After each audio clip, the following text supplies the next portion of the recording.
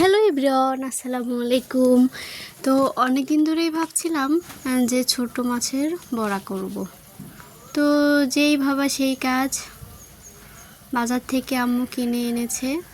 তো তারপরে দেখেন এটাকে বেটে আমি এটাকে রেডি করে রেখে পাশে কিন্তু বাবুর জন্য কি রান্না করব ভাবতে ভাবতে মনে পড়লো যে আজকে একটু বাবুর জন্য শাক রান্না করি। তো দেখেন আমি কিন্তু খুব অল্প পরিমাণে তেল আর পানি দিয়ে অল্প একটু কি বলবো মরিচ আর দিয়েছিলাম সামান্য রসুন আর পেঁয়াজ।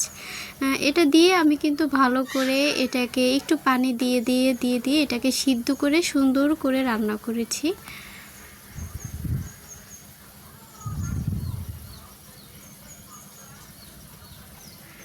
তো আপনারা কারা কারা বাবুদের জন্য এভাবে রান্না করেন সবাই কমেন্ট করে জানাবেন।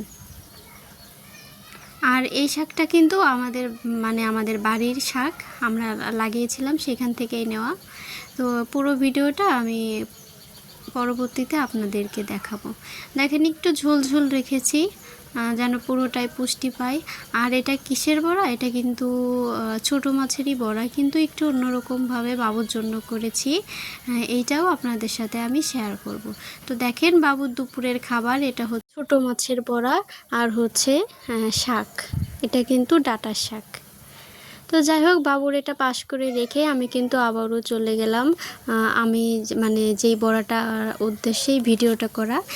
এটা কিন্তু আমি এখানে ডাল বেটে নিয়েছিলাম আর কিন্তু এই ছোট মাছগুলা বেটে নিয়ে এর ভিতরে কিন্তু যত রকমের মশলা থাকে, আদা বাটা, রসুন বাটা, পেঁয়াজ বাটা, এগুলো দেওয়া লাগবে। তা না হলে কিন্তু এই মাছের যে একটা গন্ধ থাকে এটা কিন্তু থেকে যাবে এগুলো না দিলে।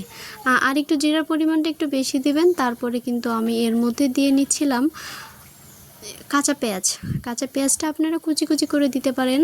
আবার যদি আপনারা চান, অনেকে আছে আপনার এই করে কাঁচা পেঁয়াজ আর কাঁচা হচ্ছে আপনার মরিচটা হালকা ভেজে নেয় তেলে।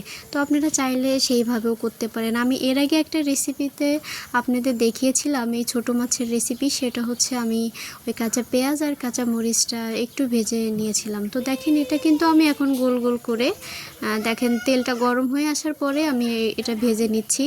আর আমি কিন্তু খুব অল্প পরিমাণ তেল দিয়েই এটাকে ভেজে নিব।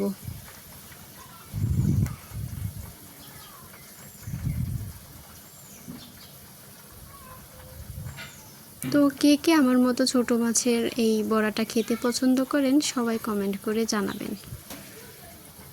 এক এক করে কিন্তু আমি সবগুলা বড়াই এভাবে উঠিয়ে ফেলছি, আপনারা দেখেন।